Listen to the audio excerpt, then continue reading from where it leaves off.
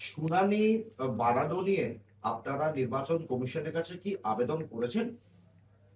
হ্যাঁ, আমি একটু আগে করেছি। যেটা আছে, আমি 7-8টা ডিও থেকে পেয়েছি কি সব জায়গায় কাজ কমপ্লিট হয়নি, কিছু জায়গায় হিয়ারিং কমপ্লিট হয়নি, কিছু জায়গা আপলোডিং অফ ডকুমেন্টস কমপ্লিট হয়নি, কোথায় কোথায় ভেরিফিকেশন ডিও আছে, আর কিছু জায়গা যেটা আছে ডিসিশন, ফাইনাল ডিসিশন ইয়ারও পেন্ডিং আছে।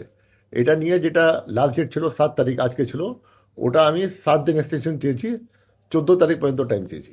আচ্ছা, তাহলে কি আপনার চূড়ান্ত ভোটার তালিকার জন্য সেদিনটাও কি তাহলে পিছিয়ে যাবে?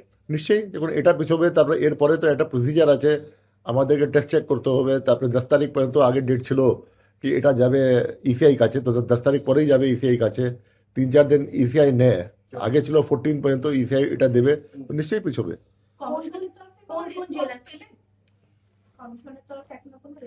না, এখন কমিশনে গেছে, 1 ঘন্টা আগেই গেছে, কমিশন রেসপন্স দেবে, বাট এটা অ্যাজিউমড আছে যেমন কাজ শেষ হয়নি তো এক্সটেনশন হয়ে যায়। কোন কোন জেলার জন্য চাইবেন? দেখুন, আমাদের যে আছে বিভিন্ন জেলা বিভিন্ন স্টেজ আছে, যে আমাদের হিয়ারিং কমপ্লিট হয় না ওটা খুব বেশি জায়গা নেই।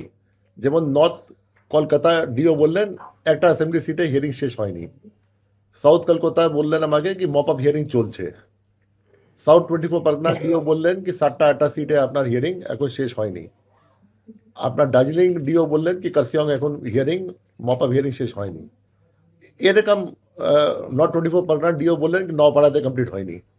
কিছু কিছু জেলা হিয়ারিং কমপ্লিট হয়নি, কিন্তু হিয়ারিং আমি বলবো খুব বেশি বাকি নেই, 96 থেকে 97% হিয়ারিং কমপ্লিট হয়ে গেছে, 3 থেকে 4% হিয়ারিং এটা বাকি আছে। কিন্তু আপলোডিং অফ ডকুমেন্টস যেটা আছে ওটা 75 থেকে 80% হয়ে গেছে, যেটা অ্যাভারেজ আছে, 15-20% এখনও বাকি আছে। তারপরে ভেরিফিকেশন যে আছে, যে ডকুমেন্টস আপলোড হয়ে গেছে 72 থেকে 80% ভেরিফাই হয়ে গেছে। যেমন যা আছে আপনাদের আরপি অফিস থেকে প্রায় 95% ভেরিফাই হয়ে গেছে, কিছু অন্য অফিস থেকে ভেরিফিকেশন চলছে।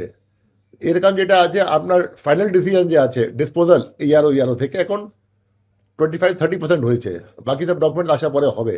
তো বিভিন্ন স্টেজে আছে যেটা আছে, আমরা 7 দিন টাইম পেয়েছি, 7 দিনের মধ্যে আশা করি সব এটা কাজ শেষ হয়ে যাবে। তার মানে ফেব্রুয়ারি মাসের লাস্টে গিয়ে বেরোবে চূড়ান্ত ভোটার তালিকা, ফেব্রুয়ারি লাস্টে কি মিটিং আছে? মানে end of this month. End of this মান্থে ওর আগে भी হতে পারে, क्योंकि এখন যদি 14 তারিখে আমরা করে দেবো সাপোজ, যে আশা করি 14 মধ্যে হয়ে যাবে, কি 7 দিন টাইম যথেষ্ট আছে। তারপরে যদি আমরা যদি ওল্ড শিডিউলে যাবো 7 দিনও লাগবে, 21 মধ্যে হয়ে যাবে ফাইনাল তালিকা। শুনানির দিন ছিল 7 তারিখ, আপনারা কি শুনানির দিনক্ষণ বাড়ানোর জন্য কোনো দাবি বা কোনো? না, সেগুলো ওদের ব্যাপার, ওরা বুঝবে, ইসির ব্যাপার। ইসি যদি মনে করে বাড়াবে, যা যা যা করার করবে। ইসির তো এনর্মাস প্লেনারি পাওয়ার কনস্টিটিউশন দেওয়া, এবং ইসি যদি যেটাই মনে করবে সেটাই করতে পারে। আপনারা কি মনে করেন বাড়ানো উচিত? সেটা ইসি বুঝবে। আমরা বাড়ানো উচিত বা উচিত না কোনোটাই বলছি না, তবে এটা তো ঘটনা যে ইসিআই এর যে কাজ এবং যে এসআইআর এর যে স্পিরিট, এবং যেটা আমরা বারবার বলেছি যে বিফিটিং ম্যানারে হতে হবে, সে কাজটা তো ব্যাহত হয়েছে। তবে যে প্রপারলি যদি এসআইআর না হয়ে থাকে তাহলে ইলেকশনে করার তো কোনো অর্থ হয় না। ইসিআই যদি মনে না করে, যদি মনে করে আমার কিছু বলার নেই, ইসিআই যদি মনে করে যে ঠিকঠাক মতন এসআইআর হয়নি, তাহলে পরে তো on the basis of that list electoral রোলটা তো পিওর হতে হবে, এটা নির্ভুল হতে হবে। পরেও আপনার মনে হয় যে এই যে এত অভিযোগ, পক্ষে বিপক্ষে এত অভিযোগ ইসিআই এর বিরুদ্ধে, বিএলওদের বিরুদ্ধে, এই ইয়ারও এত কিছু পরেও আজকে শেষ দিন পেরিয়ে গেল, আপনার মনে হয় যে ভোটার তালিকা পাবলিশ হবে সেটা স্বচ্ছ ভোটার তালিকা? দেখা যাক, সেটা যতক্ষণ পর্যন্ত পাবলিশ না হচ্ছে আমরা দেখছি। আমরা তো শুধু দেখবো না, সারা বাংলার মানুষ দেখবে, এবং তারা তো প্রতিটা বুথে যারা বাস করে, আত্মীয় স্বজন, প্রতিবেশী, পাড়ার লোক, তারা তো বুঝতে পারবে যে এই ভোটার লোক ত্রুটি মুক্ত না ত্রুটি যুক্ত।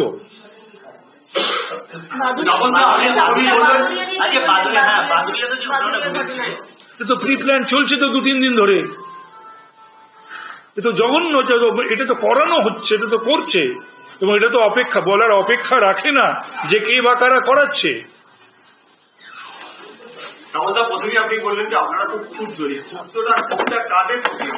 ক্ষোভটা হচ্ছে যে বললাম তো দুটো সেকশন, একটা সেকশন ঠিকঠাক কাজ করতে চাইছে, তাদের থ্রেট করা হচ্ছে, কাজ করতে দেওয়া হচ্ছে না, প্রোটেকশন দেওয়া হচ্ছে না। আর একটা সেকশন যা খুশি তাই করছে, তাদের পানিশমেন্ট হচ্ছে। এই জন্য ক্ষুব্ধ। সেক্ষেত্রে কমিশনের ভূমিকা কি?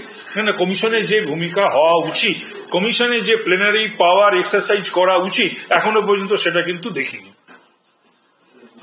বা ইসি চাইলেও, ইসি ডাইরেকশন দিলে পরও গভর্নমেন্ট সেটা করছে না বা হতে দিচ্ছে না। তো সেক্ষেত্রেও ইসিআই এর তো ভূমিকা থাকা উচিত। এফআইআর গুলো এই সমস্ত হওয়া উচিত, সেগুলো তো সমস্ত হয়নি। জানেন তো আপনারা কি কি হওয়া উচিত ছিল, কি কি হয়নি, সবই আপনারা জানেন। এ তো অনেকদিন ধরে তো চর্বিত চর্বণ চলছে। আপনি এসআইআর ভূমিকার কথা বললেন, বারবার করে একটা ইয়ে জারি করা হওয়ার পরে, এসআইআর ঘোষণা হওয়ার পর থেকে বারবার করে আমরা কমিশনকে দেখেছি বিভিন্নভাবে বিভিন্ন সময় তারা তাদের স্ট্যান্ড পরিবর্তন করেছে, বিভিন্ন অর্ডার জারি করেছে।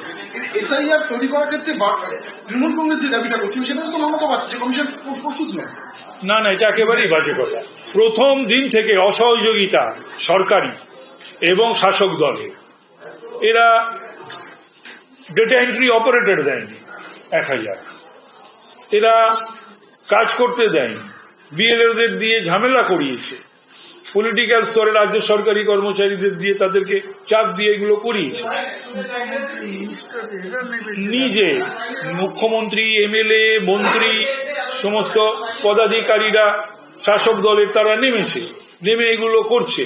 তো সুতরাং এখন কথা হচ্ছে যে ইসিআই এ যে করাবে, এটা যদি কখনো এই যে আইন প্রণেতারা বা এই সংবিধান প্রণেতারা যদি জানতেন যে এইরকম একটা গভর্নমেন্ট কখনো পশ্চিমবাংলায় আসবে, তাহলে পরে তারা হয়তো সেই সমস্ত ভেবে হয়তো তারা আইনে সেই সমস্ত অপশন রাখতেন। তারা তো আর জানতেন না।